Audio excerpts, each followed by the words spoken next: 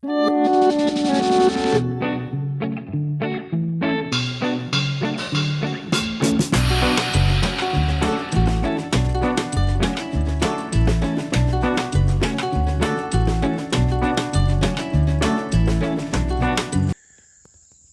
what they were doing.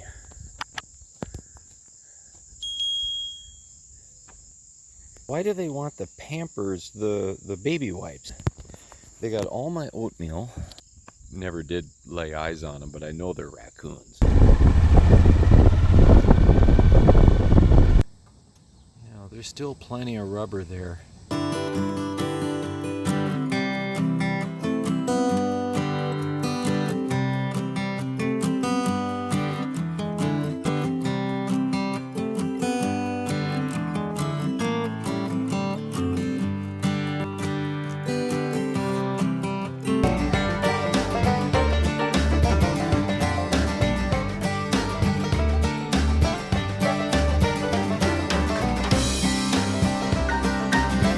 And this must be Wyatt. Okay, guys, so me and Wyatt Earp are gonna go to sleep. I don't think I'm gonna sleep.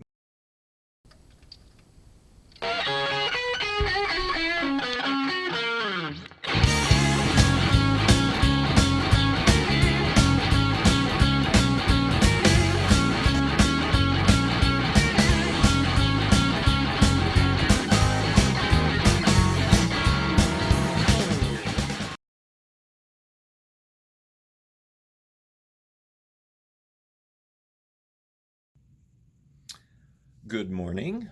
Welcome to Dodge City, Kansas, where there were shootouts and cattle drives from Texas up to get your cattle on the railroad and off to market, where there were coffins with outlaws lined up in the town square. What can I say about the Wyatt Earp Motel? When you first arrive, you think, oh yeah, this is on that side of town, and this is a good place for a murder. Or I wonder how many people have been murdered here this week. But the reality is, I had a really nice, helpful person at the front desk. She was great. She was sweet. And my bed was super comfortable. There were no bed bugs in it. The shower worked, though it took a long time for the hot water to come. I think I could have filled an Olympic swimming pool with the amount of water that got wasted just trying to get the hot water to come. So clearly the water heater's on the other side of the building, and I was the only one showering, at least that early. But great shower once it was warm. What else? In-room coffee. What else do you need? I have a refrigerator I never used. And if you like steak, all the cattle come here. And so I think you can get a good cheap ribeye. I didn't. I ate somewhere else and wasn't hungry last night. But you could probably get a big old American steak and not pay $50 for it like you would in a steakhouse in any of the cities around this country. And it's probably just as good, maybe better. It's probably really fresh. So that's a bit of speculation. I didn't do it, but it just has that look and feel where I'm not going to be surprised. If some of you guys are a little bit on the wilder side, this town has that wilder side. I think Dodge City was probably where the cowboys would find brothels and gambling and all of that. And there aren't brothels anymore, of course, but there's like strip clubs and I think there's a casino in town, and there's that wilder nightlife type of thing that guys might like. Maybe some girls. I don't know. Not my daughters. I don't think. Anywho, what's the goal today? I'm excited about today. Today I'm going back to New Mexico for the first time in a long time. The goal is Santa Fe, and I think I will reach it. Well, I have to reach it. I've already made a reservation. So that's the other thing. I think camping is done. Last night was or last camping, the previous night, it was so hot that I had a hard time falling asleep, and then the damn raccoons kept me up. And I would say, yesterday was one of my hardest days. Heat was really tough on me, and it was an 8-hour day in the saddle, and it was 100 degrees. Um, it's just going to get hotter as I go here toward the desert southwest. Granted, Santa Fe's at some altitude, and maybe there'll be a little respite from that, but I'm finding these motels at about $50 a night. That's not bad for the convenience and the amenities that you get. I don't have to set up my tent. I don't have to do all that. I miss the campfire, but I've done a bunch of them, and it's been great. So I think we're in motels the rest of the way home here. And New Mexico is known for New Mexican food. That is not Mexican food. This is New Mexican food. It's different. Particularly known for green chili stew. I'm definitely getting some green chili stew, and that is the goal. Is kind of like Jay's Oyster Bar was the goal for the eastward travel on this trip. Today's goal is about food, and Santa Fe's got it. They got great food. So let's go, and let's see what we run into along the way. And if you didn't think the amenities could get any better, my room is just right on the other side of that door. This is a hallway door. I just came out of there. But you've got your own, smoking lounge outside here, which, of course, the upshot here is that then they're not smoking in the rooms. That's nice, but this place is great. But look who's still here waiting for me. The other thing that just made it classic is right after I checked in, this red Toyota pickup behind me, there were 3 people, including the gal that checked me in, working really diligently to try to unlock the car by sticking a coat hanger down the door frame, and they're just like doing a Slim Jim job on it, if you guys know what that is. They told me they locked the keys in the car. I assume it probably is their car, and it's still there, so I don't know. They weren't stealing it, I guess. But it's just, I thought, yeah, of course somebody's trying to break into a car right outside my check-in process. Should you guys do this? Stay in seedy hotels and motels? They're not that seedy. They're just cheap, and, the money gets focused on certain things, and there's less money going around. You don't have to worry about status and all that crap. I don't think the mattress here was any worse than the mattress at that Hampton that I got upgraded in, where I had the suite. I had a desk in here. I did my work. There's just nothing about this room that functionally didn't live up to the triple price room with the status. So I don't know. You guys do what you want to do. Traveling is a personal thing, but if I was a young, cute, single girl, I mean, I am young and cute. I'm not single, and I'm not a girl, but would I stay in places like this? I don't know. It's always you'd probably be fine more often than not, but it's that one time, right? So I don't know. Different risk tolerance levels for different people, but there is no risk here. I mean, I've been talking a lot on this trip about fear. What do we fear? There wasn't anything to fear here, and yet it kind of had everything written all over it that you should fear it. No. So doing my pre-flight check this morning and found that this bolt was loose, and the whole chain guard was kind of flopping around back there, but it wasn't so loose that it had come out yet. So I'm just retightening it. You know, pre-flight check, you got to do it.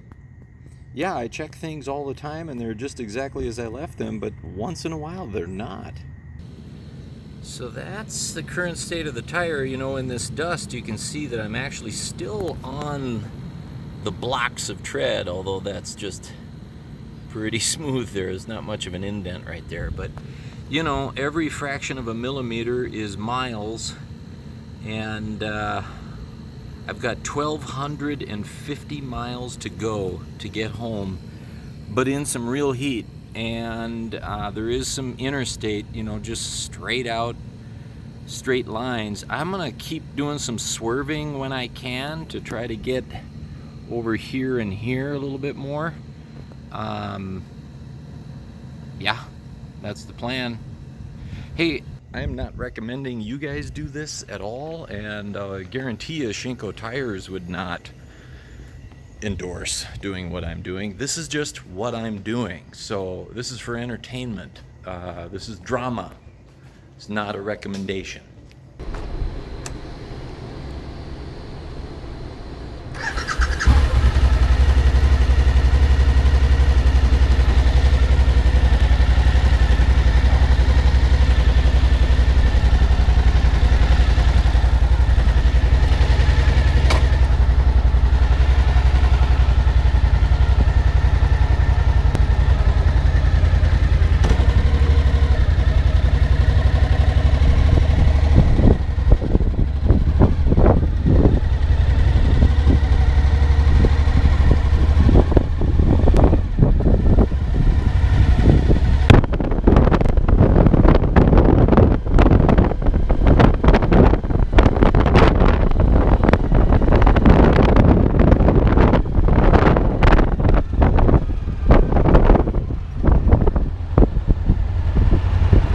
Get some go-go juice, not the green stuff.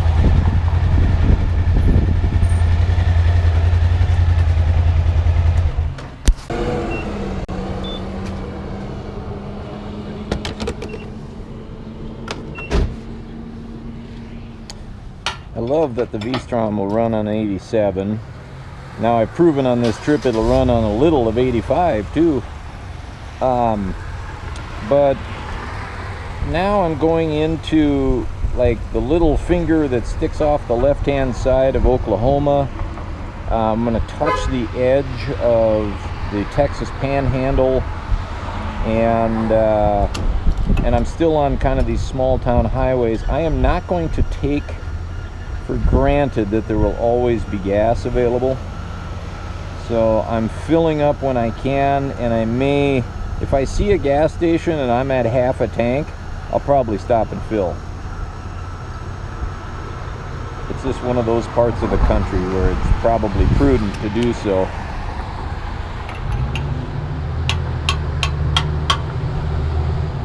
Never a drop spill.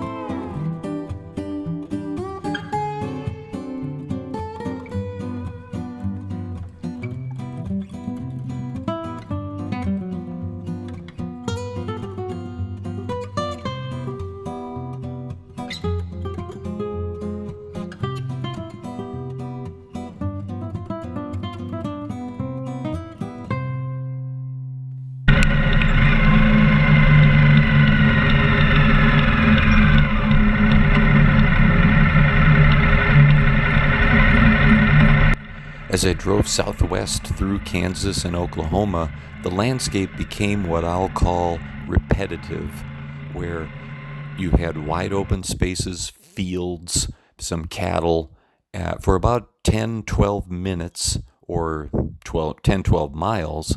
And then you'd have a small town with a grain elevator and a water tower and a bar and a small little park. And it would just repeat over and over. And I went through probably 15 of those.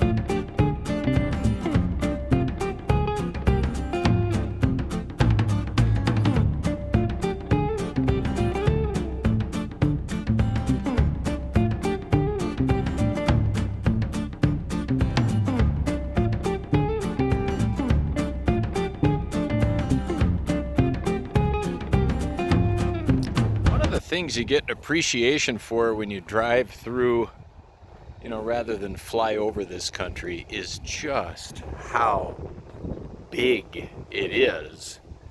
The prairie lands of the Midwest go on and on and on forever, at least seemingly. And, when you think about how big this land is and how small these farm implements are,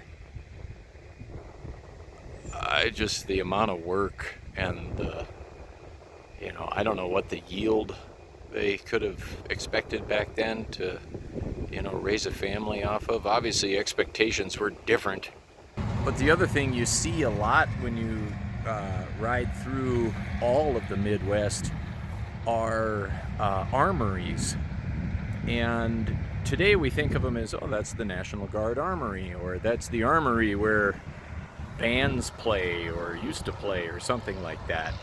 One that comes to mind would be like the Moorhead Armory, where Ritchie Valens and the Big Bopper and everybody was headed after leaving Iowa in an airplane. They were going to play the armory, and they didn't make it, and a local guy named Bobby V ended up doing the show, and then he had a few hits. But that's an aside. Those armories are there because farmers were fed up in the Midwest in the early 1900s with that evil big money out east, and all of that is in a book written by a South Dakotan that became The Wizard of Oz. And The Wizard of Oz is all just symbolism for that struggle between the farmers and the big wicked money interests out east, and how ruby slippers, I believe in the book they were actually silver slippers, because the farmers wanted some currency backed with silver, I believe. I don't know the full history of it, but the federal government set up all those armories back then just to show the farmers that if they revolt, the government's ready to fight. And they loaded those armories up with munitions and stationed military there, because American farmers were getting really fed up and putting up quite a stink. So a lot of history here that we forget about as we ride through, but you get more of an appreciation when you don't fly over and you just take your time with it. You can do this in a car too, for those of you that don't ride motorcycle. I can never get enough of cabooses. Is that plural for caboose? Cabooses? Pretty sure it's not caboose-I. Anyways, what a life. I gotta see if I can look inside this thing. That's a pretty big step. Oh boy. One-handed with the camera even. Oh Yeah, cool. Oh, wow. Quite a life.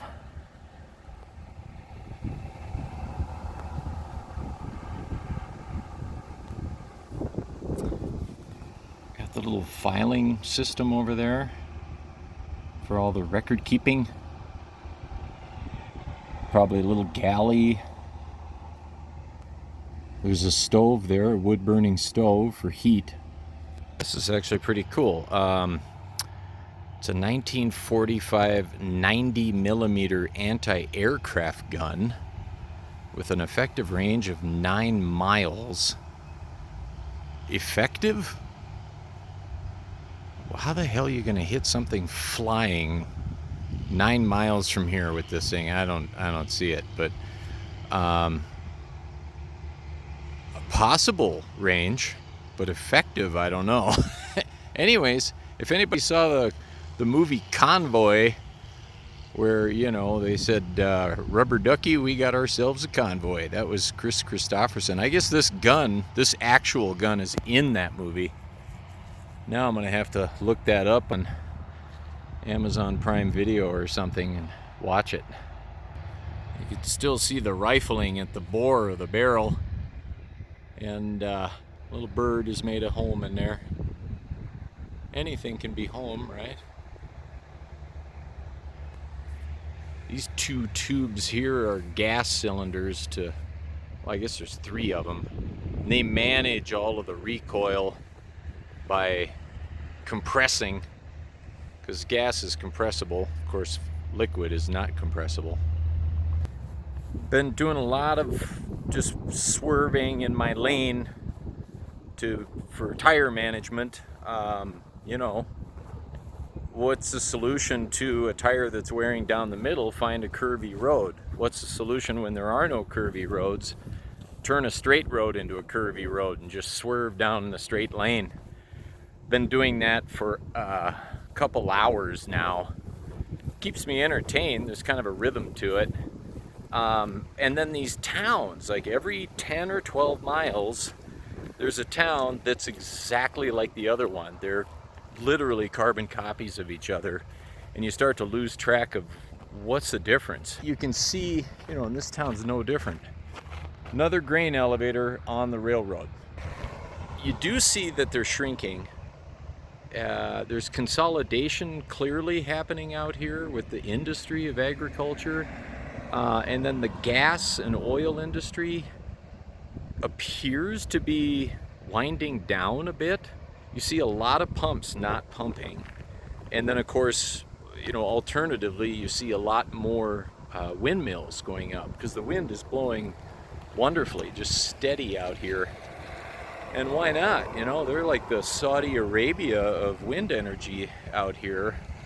Let's build them and turn those pumps off. I think it's a great idea. And then set up some charging stations, and the next time I do this cross-country trip, I'll be doing it on electric. How about that?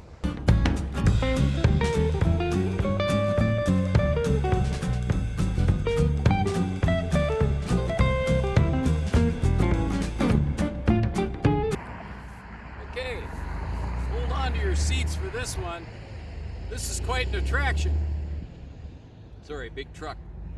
Took me a while to figure this out. I've wasted a bunch of time on this, so I hope you enjoy it. I just entered New Mexico. You, from your perspective, the camera, are in New Mexico, but I'm standing in Texas. This is the northwestern corner of Texas. And I'm like right in it, just like this. So, New Mexico, Texas, land of enchantment, green chili stew. Remember the Alamo. Was that as good for you as it was for me? That took me like 20 minutes to figure that out. All right, I gotta get going. We're in New Mexico. I can taste the green chili stew already. It's getting hot, upper 90s, but the air is drying out. So the upper 90s isn't as bad as it was in, oh God, like leaving Wisconsin, Iowa. It was so humid. And then it was in the 90s. But, you know, like your sweat didn't work. You'd sweat, but it doesn't cool you because there's no evaporation going on your skin. Here, at least, once I get moving, I'm comfortable. But I can feel it when I stop. So let's not stop. Let's go!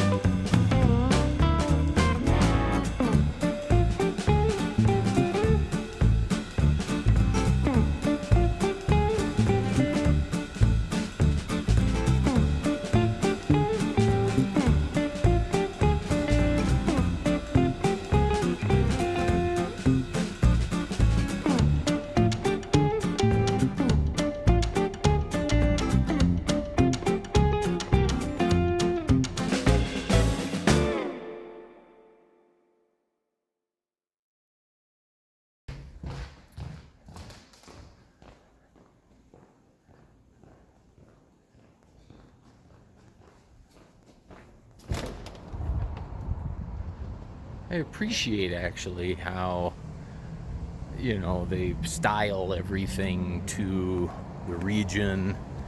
You know, it's a little odd to see like Five Guys New York deli style sandwich shop in an adobe structure. That it's a little strange, but again, it does give the entire community a vibe and a feel that I like. You know, you can see in that building there's an authenticity to it that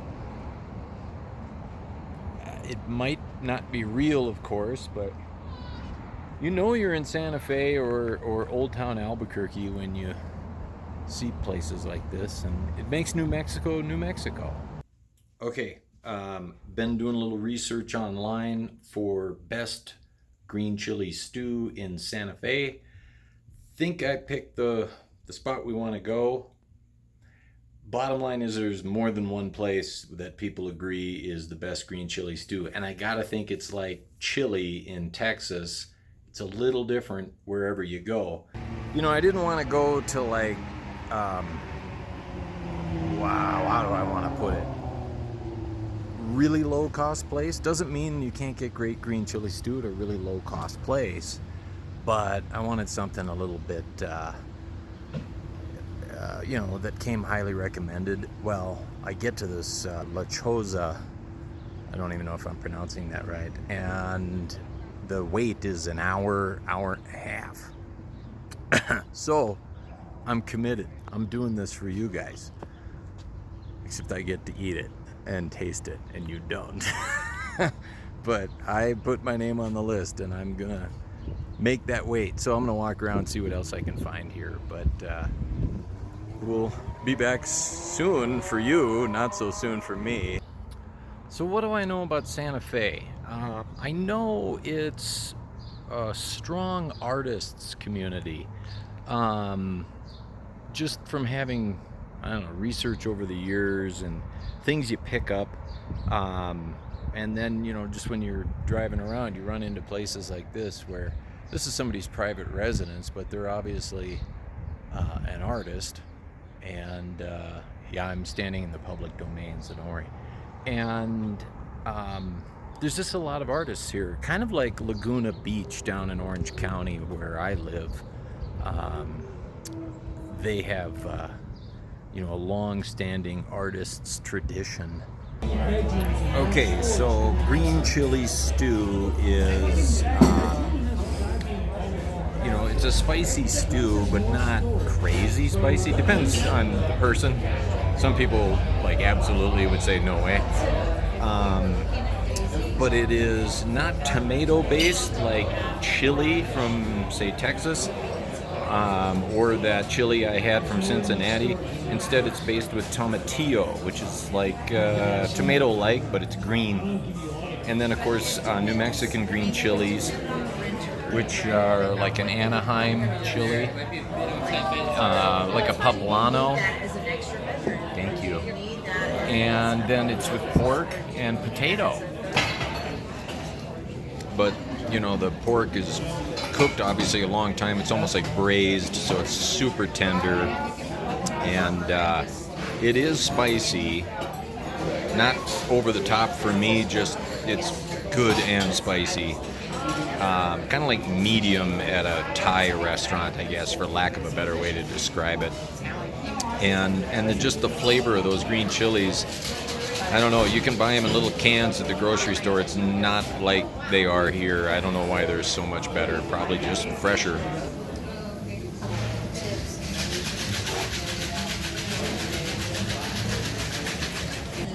Was it worth an hour-long wait?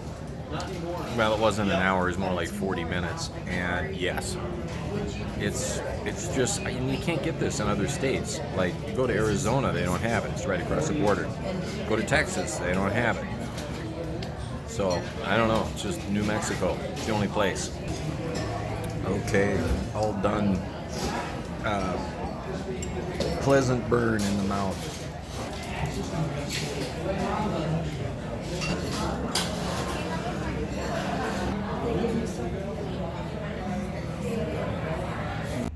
So yeah, thumbs up for La Choza. Not crazy expensive, not cheap, just right. And the food was good. The other food is pretty much just good Mexican food, with a New Mexican twist. But that green chili stew, that is absolutely New Mexico. You really don't get that anywhere else but here.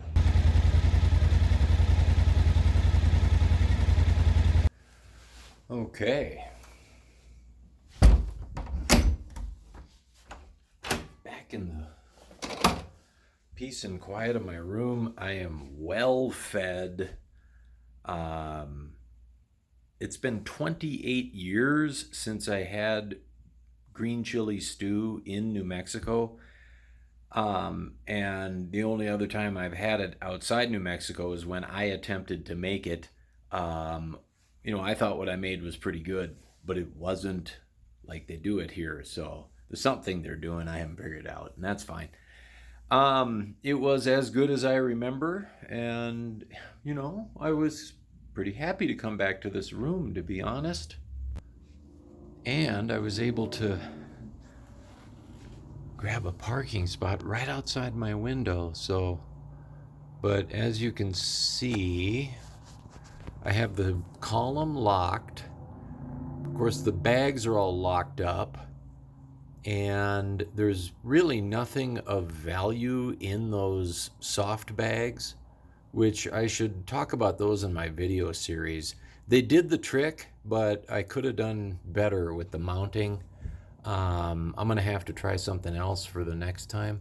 And then the other thing I do is put a disc lock on. I think that's a good idea. And frankly, if you can get two of them, not a bad idea. So let's talk about plan from here. This will be a wrap for today. Today, in summation, was just getting completely through the grasslands and prairies of Middle America which, when you go through them at a diagonal, they last a long time. Um, and there's not much to see, to be honest. I mean, Dodge City was a little interesting. I did try to find that Stone Arch Bridge, but I couldn't find it. It's a huge part of the country that just looks the same everywhere. Not that there isn't value in what it is, it's just there's so much of it, without variation. That's all. So, as an attraction, it's not, I guess that's less attractive. Um, but hey, I'm from the Midwest, I some of the greatest people I have ever known and will ever know come from the Midwest. Um, they raise people with solid values and a tremendous work ethic in the Midwest. So, in large part, it's always generalizations always miss the mark sometimes, but I don't honestly have a plan for tomorrow. To be honest, I'm really feeling a pull to get home now just because I'm so close. And everything in between me and home that is on the route that I feel I should take because of my rear tire, like I shouldn't be adding extra miles at this point. Um, there's really nothing there, that's just like jumping out at me. Like, I really want to see that. I really want to share that with you. Um, and everything from here toward home is something accessible to me on another trip from home, like on a weekender. So it's 12 hours from here to home. I may bomb that, but that would be double what I've done, most days. I think the longest day I've had on this trip was like 9 hours. And adding another three is hard to imagine. Well, it's not hard to imagine. I could do it. I just don't know if I want to do it. How about that? That's it for today. I hope you guys are enjoying this. I am. It's one hell of a trip. I keep saying it. Do this in your lifetime. It doesn't have to be America. Do it in your country or your continent or wherever. But, America's a great place. I would have loved to have gotten up to Canada because it's yet again, America's got areas that are different wherever you go.